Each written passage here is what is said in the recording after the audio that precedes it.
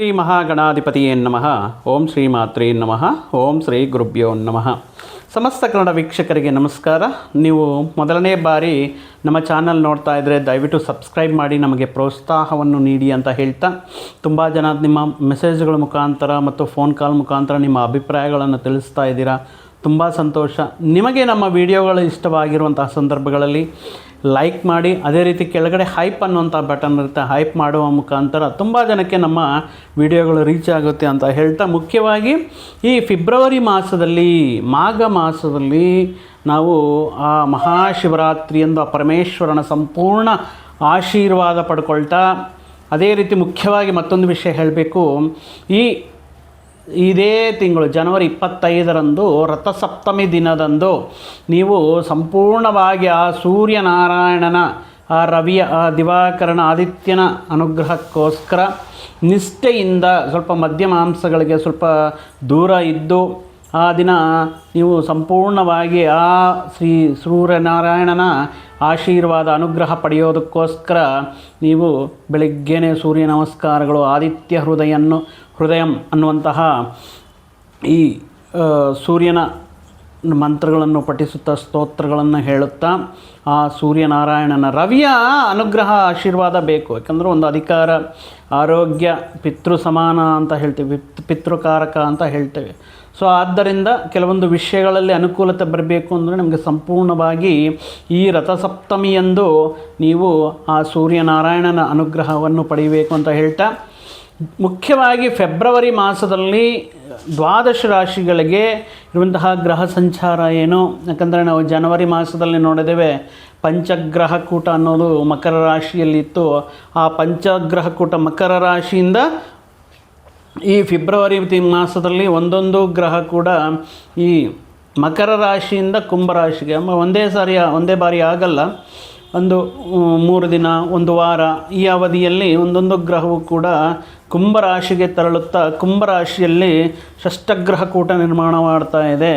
ಬುಧ, ಶುಕ್ರ, ಕುಜ, ರವಿ, ಚಂದ್ರ ಮತ್ತು ರಾಹುವಿನ ಜೊತೆ. ಯಾಕಂದರೆ ಆಲ್ರೆಡಿ ಕುಂಭರಾಶಿಯಲ್ಲೇ ಇರುವಂತಹ ರಾಹುವಿನ ಜೊತೆ ಸೇರಿ ಈ ಷಷ್ಠಗ್ರಹ ಕೂಟ ಅನ್ನೋದು ಅರ್ಥ ಇರುತ್ತೆ. ಬಟ್ ಈ ಗ್ರಹಕೂಟಗಳು ಒಂದೊಂದೇ ತಮ್ಮ ಸ್ಥಾನವನ್ನು ಬದಲಾಯಿಸುವಂತಹ ಕಾರಣದಲ್ಲಿ 12 ರಾಶಿಗಳಿಗೆ, ಎಸ್ಪೆಷಲಿ ಈ ಫೆಬ್ರವರಿ ಮಾಸದಲ್ಲಿ ಮಿಥುನ ರಾಶಿಯವರಿಗೆ ಯಾವ ರೀತಿ ಅನುಕೂಲವಾಗಿದೆ.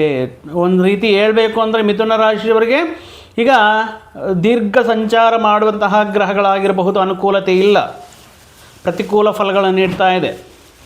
ಅದೇ ರೀತಿ ಏನಾದರೂ ಸ್ವಲ್ಪ ಸಂಚಾರ ಗ್ರಹಗಳಾಗಿರುವಂತಹ ಇವರೆಲ್ಲರೂ ಕೂಡ ಅಷ್ಟಮ ಸ್ಥಾನದಲ್ಲಿ ಸಾಕಷ್ಟು ಈ ಕಳೆದ ಜನವರಿ ಮಾಸದಲ್ಲಿ ತುಂಬ ಸಂಕಷ್ಟಗಳನ್ನು ನೋಡಿದ್ದಾರೆ. ಅಷ್ಟಮದಲ್ಲಿ ರವಿ ಯೋಗಕಾರಕ ಅಲ್ಲ, ಅಷ್ಟಮದಲ್ಲಿ ಬುಧ, ಅಷ್ಟಮದಲ್ಲಿ ಇರುವಂತಹ ಶುಕ್ರ ಆಗಿರಬಹುದು, ಅಷ್ಟಮದಲ್ಲಿರುವಂತಹ ಕುಜ ಆಗಿರಬಹುದು, ಸಾಕಷ್ಟು ಸಂಕಷ್ಟಗಳನ್ನು ಬೀಳ್ತಾ ಇರುವಂತಹವರಿಗೆ ಈ ಫೆಬ್ರವರಿ ಮಾಸ ಸ್ವಲ್ಪ ಜನವರಿಗೆ ಕಂಪೇರ್ ಮಾಡಿಕೊಂಡ್ರೆ ಸ್ವಲ್ಪ ಅನುಕೂಲತೆ ಇರುತ್ತೆ, ಎಕ್ಸ್ಟ್ರೀಮ್ ಆಗಿರುತ್ತೆ. ಅದ್ಭುತ, ಅದೃಷ್ಟ, ಯೋಗ ಅನ್ನುವಂತಹ ವಿಷಯಗಳನ್ನು ಹೇಳೋಕ್ಕಾಗಲ್ಲ, ಬಟ್ ಮಧ್ಯಮ ಫಲಗಳನ್ನು ಕೊಡ್ತಾ ಇರುತ್ತೆ. ಯಾಕಂದರೆ ಭಾಗ್ಯಸ್ಥಾನಕ್ಕೆ ಗ್ರಹಗಳು ಬಂದಾಗ ಮುಖ್ಯವಾಗಿ ಅದು ಅದೃಷ್ಟ ಸ್ಥಾನ ಆಗಿದ್ರೂ ಕೂಡ ಅಷ್ಟು ಯೋಗದಾಯಕವಾಗಿರುವಂತಹ ಫಲಗಳು ಕೊಡಲ್ಲ, ಮಿಶ್ರ ಫಲಗಳನ್ನು ಕೊಡ್ತಾ ಇರುತ್ತೆ. ಅಂದರೆ ಕಂಪೇರ್ ಮಾಡಿಕೊಂಡ್ರೆ, ಪ್ರೀವಿಯಸ್ ಮಂತ್ಗೆ ಕಂಪೇರ್ ಮಾಡಿಕೊಂಡ್ರೆ ಒಳ್ಳೆಯದೇ, ಒಂದು ರೀತಿ ಒಳ್ಳೆಯದೇ. ಆದ್ರೂ ಕೂಡ ಈ ಮಿಥುನ ರಾಶಿಯವರಿಗೆ ಫೆಬ್ರವರಿ 23ರವರೆಗೂ ಕೂಡ ಕುಜ ಅಷ್ಟಮದಲ್ಲಿರ್ತಾರೆ. You have to be very careful. Driving ಮಾಡುವಂಥ ಸಂದರ್ಭಗಳಾಗಿರ್ಬೋದು, ಸಣ್ಣ ಪುಟ್ಟ ಗಾಯಗಳು, ಕೆಳಗಡೆ ಬೀಳೋದು, ಆರೋಗ್ಯ ಸಮಸ್ಯೆಗಳಾಗಿರಬಹುದು, ಆಕಸ್ಮಿಕವಾಗಿ ಕೆಲವೊಂದು ಅಪಘಾತಗಳಾಗಿರ್ಬೋದು, ಇತ್ಯಾದಿ ವಿಷಯಗಳ ಬಗ್ಗೆ ಸ್ವಲ್ಪ ಗಮನದಲ್ಲಿಟ್ಕೋಬೇಕಾಗಿರುತ್ತೆ. ಸುಮ್ಮನೆ ಕಾಲು ಕೆರ್ಕೊಂಡು ಜಗಳಕ್ಕೆ ಬರ್ತಾರೆ, ಯಾಕಂದರೆ ಅಷ್ಟಮದಲ್ಲಿರುವಂತಹ ಕುಜ ಈ ರೀತಿ ನೀಡ್ತಾ ಇರ್ತಾರೆ. ಬಟ್ ಆದ್ರೂ ಕೂಡ ಕೆಲವೊಂದು ವಿಷಯಗಳಲ್ಲಿ ಅನುಕೂಲತೆಯನ್ನು ಈ ಮಾಸದಲ್ಲಿ ಮುಖ್ಯವಾಗಿ ಶುಕ್ರ ಗ್ರಹವು, ಕೇತು ಗ್ರಹವು ಅನುಕೂಲತೆಯನ್ನು ನೀಡ್ತಾ ಇದ್ದಾರೆ. ಉಳಿದಿರುವಂತಹ ಗ್ರಹಗಳು ಮಿಶ್ರ ಫಲಗಳನ್ನು ಕೊಡುತ್ತಾ, ಮತ್ತು ಮಿಥುನ ರಾಶಿಯವರಿಗೆ ಫೆಬ್ರವರಿ ಮಾಸ ಯಾವ ರೀತಿ ಇರುತ್ತೆ ಅನ್ನೋದು ನೋಡುವುದಾದರೆ, ಈಗ ದೀರ್ಘ ಸಂಚಾರ ಗ್ರಹಗಳಾಗಿರುವಂತಹ ಗುರುಗ್ರಹವು ಕೂಡ ಲಗ್ನದಲ್ಲೇ ರಾಶಿಯಲ್ಲೇ ಇರ್ತಾರೆ, ಅಷ್ಟು ಯೋಗಕಾರಕ ಅಲ್ಲ. ದಶಮ ಸ್ಥಾನದಲ್ಲಿ ಶನಿ ಪರಮಾತ್ಮ. ಪರ್ಟಿಕ್ಯುಲರ್ ಆಗಿ ಈ ಮಾಸದಲ್ಲಿ ಪ್ರತ್ಯೇಕವಾಗಿ ಅನುಕೂಲವಾಗಿ ಕೆಲವೊಂದು ಶುಭ ವಿಷಯಗಳು ನಡೀತಾ ಇದೆ ಅಂದರೆ ಅದು ಕೇವಲ ಶುಕ್ರ ಮತ್ತು ಕೇತು ಅನ್ನೋದು. ಅಂದರೆ ಭಾಗ್ಯಸ್ಥಾನ ಅಲ್ವಾ, ಒಳ್ಳೆಯ ಸ್ಥಾನ, ಅದೃಷ್ಟ ಸ್ಥಾನ ಅಂದ್ಕೊಂಡಿರ್ಬೋದು. ಬಟ್ ಈ ಸ್ಥಾನಕ್ಕೆ ಬರುವಂತಹ ಗ್ರಹಗಳೇನಪ್ಪ ಅಂದರೆ ಯಾವುದೋ ಒಂದು ವಿಷಯದ ಮುಖಾಂತರ ಅನಾವಶ್ಯಕವಾಗಿ ಖರ್ಚುಗಳು ಮಾಡಿಸುವ ರೀತಿಯಲ್ಲಿ ಇರುತ್ತೆ. 13ನೇ ತಾರೀಕು ನೋಡಿದ್ರೆ ರವಿ ಸಂಚಾರ, ರವಿ ಕುಂಭಕ್ಕೆ ಹೋಗೋದ್ರಿಂದ ರವಿ ಗ್ರಹ ಅದ್ಭುತವಾಗಿ ಮುಂಚೆನೇ ಹೇಳಿದೆ, ರಥಸಪ್ತಮಿ ದಿನ ರವಿಯ ಅನುಗ್ರಹ ಬೇಕು ಅಂತ ಹೇಳ್ತಾರೆ. ಈ ರವಿಯ ಅನುಗ್ರಹ ಅನ್ನೋದು ನಿಮಗೆ ಸಂಪೂರ್ಣವಾಗಿ ಸಿಗಬೇಕು ಅಥವಾ ಕೆಲವೊಂದು ವಿಷಯಗಳಲ್ಲಿ ಅನುಕೂಲತೆ ಬರಬೇಕು ಅಂದರೆ 13ನೇ ತಾರೀಕುವರೆಗೂ ವೆಯ್ಟ್ ಮಾಡಬೇಕಾಗತ್ತೆ. 13ರ ನಂತರ ಅಲ್ಲಿವರೆಗೂ ಕೂಡ ಅಷ್ಟಮದಲ್ಲಿ ರವಿ ನೆಲೆಸಿರ್ತಾರೆ. ಈ ಪರ್ಟಿಕ್ಯುಲರ್ ಆಗಿ ಫೆಬ್ರವರಿ ಮಾಸದಲ್ಲಿ ನಾವು ನೋಡುವುದಾದರೆ ಅದ್ಭುತ ರೀತಿಯಲ್ಲಿ ಒಳ್ಳೆಯದು, ಅದ್ಭುತ ರೀತಿಯಲ್ಲಿ ತುಂಬ ಚೆನ್ನಾಗಿದೆ ಅಂತ ಹೇಳೋದಕ್ಕಿಂತ ಕೆಲವೊಂದು ವಿಷಯಗಳಿಂದ ಅನುಕೂಲವಾಗಿರುತ್ತೆ. ಏನಪ್ಪ ಅಂದರೆ ಶುಕ್ರನ ಅನುಕೂಲತೆಯಿಂದ ಮುಖ್ಯವಾಗಿ ಅಥವಾ ರವಿ ಅಷ್ಟಮದಿಂದ ಭಾಗ್ಯಕ್ಕೆ ಬರುವಂತಹ ಸಂದರ್ಭಗಳಿಂದ ಪರವಾಗಿಲ್ಲ. ಯಾವ ರೀತಿ ಅನುಕೂಲ ಇರುತ್ತೆ, ಕೆಲವೊಂದು ಸಣ್ಣ ಪುಟ್ಟ ಆರೋಗ್ಯ ಸಮಸ್ಯೆಗಳಿಂದ ಕಾಡ್ತಾ ಇದ್ದರೆ ಅದರಿಂದ ಸ್ವಲ್ಪ ಸುಧಾರಣೆ ಕಾಣಿಸೋದಕ್ಕೆ ಅಥವಾ ಕಾಣೋದಕ್ಕಾಗಿರಬಹುದು, ಅಥವಾ ವಿಪರೀತವಾಗಿರುವಂತಹ ಮಾನಸಿಕ ಒತ್ತಡಗಳಿಂದ ಸ್ವಲ್ಪ ರಿಲೀಫ್ ಅನ್ನೋದು ಸಿಗೋದಕ್ಕಾಗಿರಬಹುದು. ಇನ್ನು ಈ ಪ್ರಯತ್ನ ನನ್ನ ಕೈಲಿ ಆಗೋದೇ ಇಲ್ಲ, ನಾನು ಅಂದರೆ ಪರ್ಟಿಕ್ಯುಲರ್ ಆಗಿ ಎಷ್ಟು ಕಷ್ಟತರವಾಗಿರುವಂತಹ ವಿಷಯ ನನ್ನ ಕೈಲಿ ಸಾಲ್ವ್ ಮಾಡೋಕ್ಕಾಗೋದೇ ಇಲ್ಲ ಅನ್ನುವಂತಹ ಸಂದರ್ಭಗಳಲ್ಲಿ ಏನೋ ಒಂದು ದಾರಿ ದೀಪದ ಒಬ್ಬರಿಬ್ಬರು ಸಹಕಾರ ಮಾಡುವಂತಹ ಸಂದರ್ಭಗಳಲ್ಲಾಗಿರಬಹುದು. ಆದ್ರೂ ಕೂಡ ಈ ವಿಷಯ ಬಗೆಹರಿಯೋದಕ್ಕೆ ಇನ್ನೂ ಟೈಮ್ ಹಿಡಿಯುತ್ತೆ ಅನ್ನುವಂತಹ ಕೆಲವೊಂದು ಸಂದರ್ಭಗಳು. ಅಂದರೆ ಪೂರ್ತಿಯಾಗಿ ಆಗದಿದ್ರೂ ಕೂಡ ಸ್ವಲ್ಪ ಮೊತ್ತದಲ್ಲಿ ಒಂದು ರಿಲೀಫ್ನ ಕಾಣುವುದಕ್ಕೆ ಅನುಕೂಲವಾಗಿರುತ್ತೆ. ಒಂದು ರೀತಿ ವಿಚಿತ್ರವಾಗಿರುವಂತಹ ಪರಿಸ್ಥಿತಿ ಅಂತಲೇ ಹೇಳ್ಬೋದು ಈ ಫೆಬ್ರವರಿ ಮಾಸದಲ್ಲಿ. ಅಂದರೆ ಸ್ವಲ್ಪ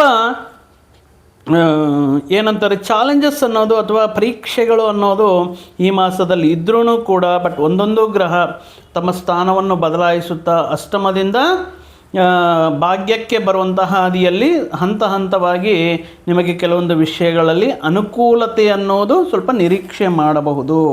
ಇನ್ನು 12th ಲಾರ್ಡ್ 12ನೇ ಮನೆಗೆ ಅಧಿಪತಿ ವ್ಯಾಧಿಪತಿ ಶುಕ್ರ ಈ ಪರ್ಟಿಕ್ಯುಲರ್ ಆಗಿ ಈ ಮಾಸದಲ್ಲಿ ಮಿಥುನ ರಾಶಿಯವರಿಗೆ ಎಸ್ಪೆಷಲಿ AI ಅಥವಾ ಸಾಫ್ಟ್ವೇರ್, ಸಿನಿ ಕಲಾಕ್ಷೇತ್ರಗಳಲ್ಲಿ ಆ್ಯನಿಮೇಷನ್, ಗ್ರಾಫಿಕ್ಸ್ ಅಂದರೆ ಕ್ರಿಯೇಟಿವಿಟಿ ತುಂಬಿರುವಂತಹ ವಿಷಯಗಳಲ್ಲಿ, ಉದ್ಯೋಗ ವಿಷಯಗಳಲ್ಲಾಗಿರಬಹುದು, ಅಥವಾ ಕೆಲವೊಂದು ಮೂಲೆಗಳಿಂದ ಹಣಕಾಸಿನ ಅಂದರೆ ಉದ್ಯೋಗದ ಜೊತೆಗೆ ಕೆಲವೊಂದು ವಿಷಯಗಳಿಂದ ಹಣಕಾಸಿನ ಆದಾಯ ಮಾರ್ಗಗಳನ್ನು ಬೆಳೆಸ್ಕೊಳ್ಳೋದಕ್ಕೆ ಶುಕ್ರ ಅನುಕೂಲವಾಗಿರ್ತಾರೆ. ಅದರೊಂದಿಗೂ ಕೂಡ ಈ ಕೆಲವೊಂದು ಸ್ತ್ರೀಯರಿಂದ ಸಹಕಾರ, ಸ್ತ್ರೀಯರ ಮುಖಾಂತರ ಕೆಲವೊಂದು ವಿಷಯಗಳಲ್ಲಿ ಅನುಕೂಲತೆ ಅನ್ನೋದು ಈ ಮಿಥುನ ರಾಶಿಯವರು ಸ್ವಲ್ಪ ಮಟ್ಟಿಗೆ ಅನಿರೀಕ್ಷಿತವಾಗಿ ಇರುತ್ತೆ. ಅಂದರೆ ಕೆಲವೊಂದು ಸಂದರ್ಭಗಳಲ್ಲಿ ಕೆಲವೊಂದು ವ್ಯಕ್ತಿಗಳಿಂದ ಆಕಸ್ಮಿಕ ಧನ ಪ್ರಾಪ್ತಿ, ಆಕಸ್ಮಿಕ ವಸ್ತುಗಳನ್ನು ಪರ್ಚೇಸ್ ಮಾಡೋದಾಗಿರ್ಬೋದು, ಆಕಸ್ಮಿಕವಾಗಿ ವಸ್ತ್ರಗಳನ್ನು ಪರ್ಚೇಸ್ ಮಾಡೋದಾಗಿರ್ಬೋದು, ಅಥವಾ ಕಾಣಿಕೆಗಳ ಅಥವಾ ಗಿಫ್ಟ್ ಮುಖಾಂತರ ನಿಮಗೆ ಸಿಗೋದಾಗಿರ್ಬೋದು ಇರುತ್ತೆ. ಇನ್ನು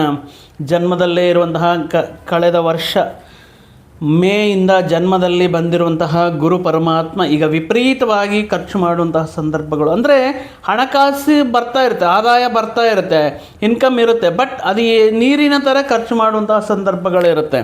ಇನ್ನು ನೀವು ಮಾಡ್ತಾ ಇರುವಂತಹ ವೃತ್ತಿ ಉದ್ಯೋಗಗಳಲ್ಲಿ ಏರುಪೇರುಗಳಿರುತ್ತೆ. ಏನಪ್ಪ ಇದು, ನಾನು ಇಷ್ಟು ಕಷ್ಟಪಡ್ತಾ ಇದ್ದೀನಿ, ಇಷ್ಟು ಎಫರ್ಟ್ ಆಗ್ತಾ ಇದ್ದೀನಿ, ಎಲ್ಲಿ ನನಗೆ ರಿಸಲ್ಟೇ ಕಾಣಿಸ್ತಾ ಇಲ್ಲ. ಅದು ವ್ಯಾಪಾರಗಳಲ್ಲೂ ಅಷ್ಟೇ, ಇಷ್ಟು ಇನ್ವೆಸ್ಟ್ಮೆಂಟ್ ಮಾಡ್ತಾ ಇದ್ದೀನಿ, ಇಷ್ಟು ಸೇಲ್ಸ್ ಚೆನ್ನಾಗಿ ಆಗ್ತಾ ಇದೆ, ಎಲ್ಲಿ ಹೋಗ್ತಾ ಇದೆ ಅನ್ನುವ ರೀತಿಯಲ್ಲಿ ಈ ಕೆಲವೊಂದು ಸಂದರ್ಭಗಳಲ್ಲಿ ಫಲಗಳನ್ನು ನಿರೀಕ್ಷಿಸುವುದರಲ್ಲಿ, ಫಲಗಳನ್ನು ಪಡೆಯೋದರಲ್ಲಿ ಸ್ವಲ್ಪ ಗೊಂದಲ ಅಥವಾ ಆ ಫಲಗಳು ಡಿಲೇ ಆಗುವುದು ಅನ್ನೋದು ನಿಮ್ಮ ಕಷ್ಟಕ್ಕೆ ಅಥವಾ ಬರುವಂತಹ ರಿಸಲ್ಟ್ಗೆ ಯಾವುದೇ ರೀತಿ ಸಂಬಂಧ ಇರಲ್ಲ. ಈ ರೀತಿ ಸ್ವಲ್ಪ ಕನ್ಫ್ಯೂಷನ್ ಅನ್ನೋದಿರುತ್ತೆ. ಅಂದರೆ ಯಾವ ರೀತಿ ಇರುತ್ತೆ ಅಂದರೆ ಒಟ್ಟಾಗಿ ಈ ಮುಖ್ಯವಾಗಿ ಈ ರವಿ ಅಷ್ಟಮ ಸ್ಥಾನದಲ್ಲಿರುವಂತಹ ಭಾಗ್ಯಸ್ಥಾನಕ್ಕೆ ಬಂದಿರುವಂತಹ ಸಂದರ್ಭಗಳು ಹೇಳಿದ್ದೆ ನಾನು.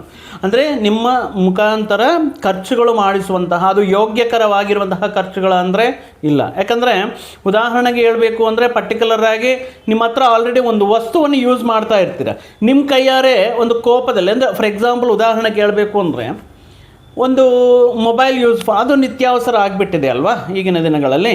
ಏನಾಗುತ್ತೆ, ಯಾರ ಮೇಲೋ ಸಿಟ್ಟು, ಫ್ರಸ್ಟ್ರೇಷನು ಅಥವಾ ಕೆಲವೊಂದು ವಿಷಯಗಳಿಂದ ನಿಮ್ಮ ಕೈಯಾರೆ ಅದನ್ನು ಫಟ್ ಅಂತ ನೆಲಕ್ಕೆ ಹೊಡೆದು ಬಿಡ್ತೀರ.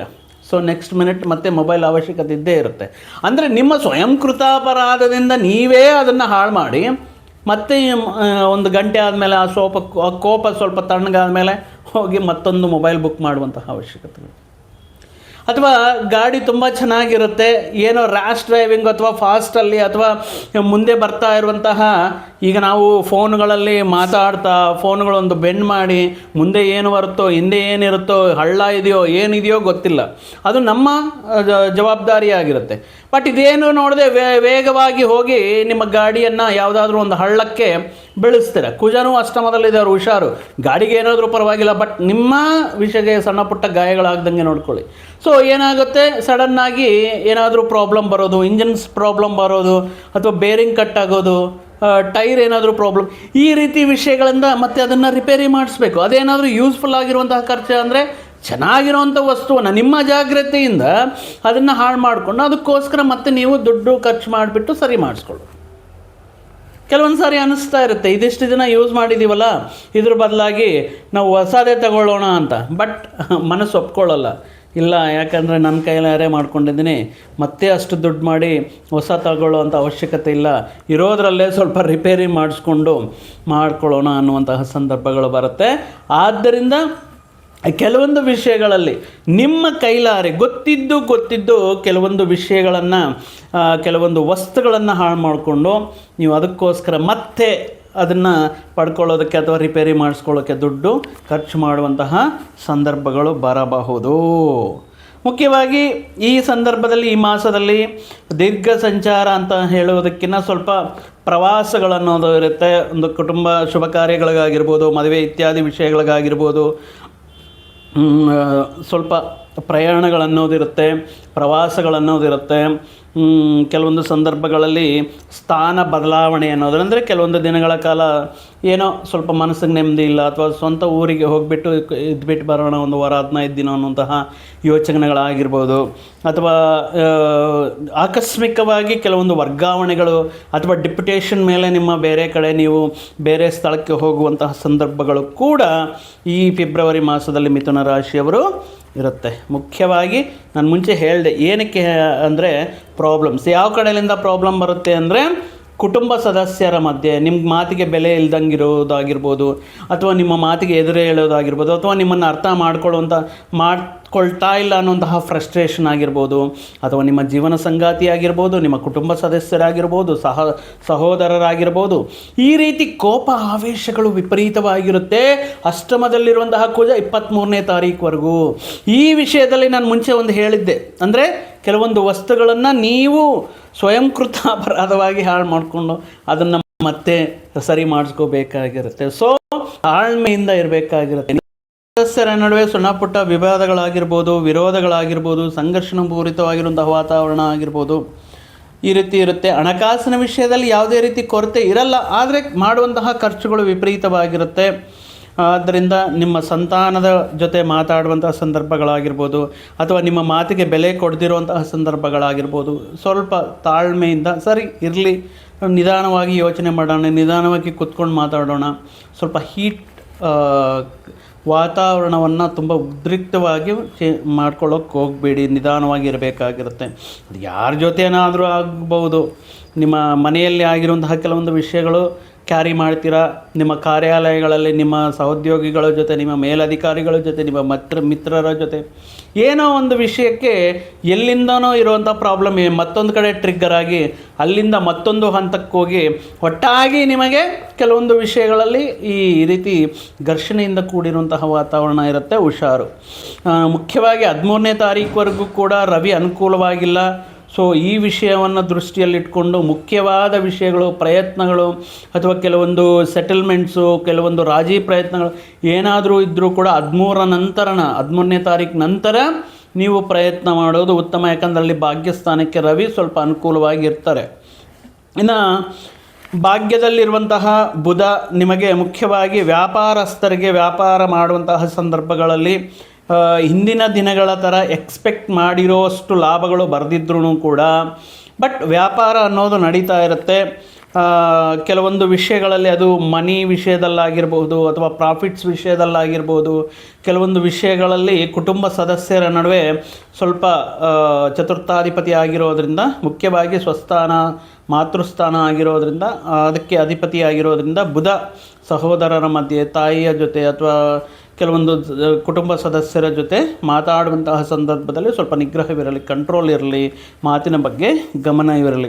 ಸೊ ಮುಂಚೆ ಹೇಳ್ದಂಗೆ ಕುಜ ಮಹಾಶಯರು ಅವರು 23ನೇ ತಾರೀಕುವರೆಗೂ ಅಷ್ಟಮದಲ್ಲಿರೋದ್ರಿಂದ ಸೊ ದಯವಿಟ್ಟು ಫೋನಲ್ಲಿ ಮಾತಾಡ್ತಾ ವಾಹನ ಚಲಾಯಿಸೋದು, ಹೆಲ್ಮೆಟ್ ಧಾರಣೆ ಇಲ್ಲದೆ ವಾಹನ ಚಲಾಯಿಸೋದು, ವಿಪರೀತವಾಗಿ ಶತ್ರುಗಳ ಹೆಚ್ಚಳ ಅನ್ನೋದು ಈ ರೀತಿ ಇರೋದ್ರಿಂದ ಫೆಬ್ರವರಿ ಮಾಸ ನಿಮಗೆ ಹಿಂದಿನ ಅಂದರೆ ಜನವರಿ ಮಾಸಕ್ಕಿಂತ ಸ್ವಲ್ಪ ಅನುಕೂಲವಿದ್ರೂ ಕೂಡ ಸ್ವಯಂಕೃತ ಅಪರಾಧಗಳಿಂದ ಸ್ವಯಂ ಕೆಲವೊಂದು ವಿಷಯಗಳಿಂದ ತಾಳ್ಮೆಯನ್ನು ಕಳ್ಕೊಳ್ಳೋ ರೀತಿಯಲ್ಲಿ ಇರುತ್ತೆ. ಆದ್ದರಿಂದ ಇರುತ್ತೆ. ಇನ್ನೊಂದು ಏನಪ್ಪ ಅಂದರೆ ಈ ಸಂದರ್ಭದಲ್ಲಿ ದಶಮದಲ್ಲಿ ಶನಿ ಪರಮಾತ್ಮ ಕರ್ಮಕಾರಕ, ಭಾಗ್ಯದಲ್ಲಿ ರಾಹು.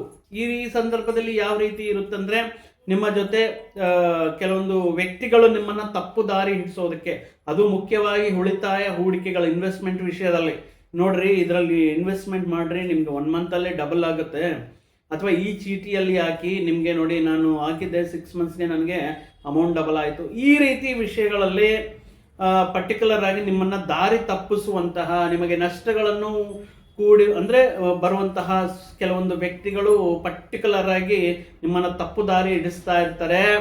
ಅಥವಾ ಕೆಲವೊಂದು ವ್ಯಕ್ತಿಗಳು ಈ ಇನ್ವೆಸ್ಟ್ಮೆಂಟ್ ಮಾಡಿ, ಈ ಟ್ರೇಡಿಂಗಲ್ಲಿ ಮಾಡಿ, ಅನುಭವ ಇರಲ್ಲ ಬಟ್ ಯಾರೋ ಹೇಳಿದ್ರಂತ ಹೇಳಿಬಿಟ್ಟು ಹೂಡಿಕೆ ಮಾಡ್ತೀರಾ, ಅಥವಾ ಸಾಲಗಳು ಮಾಡಿ ಆದರೂ ಹೂಡಿಕೆ ಮಾಡ್ತೀರಾ ಬಟ್ ದೊಡ್ಡ ಮಟ್ಟದಲ್ಲಿ ನಷ್ಟಗಳನ್ನು ತಗೊಳ್ಳೋದಕ್ಕೆ ಈ ಸಂದರ್ಭದಲ್ಲಿ ಅನುಕೂಲವಾಗ್ತಾ ಇರುತ್ತೆ.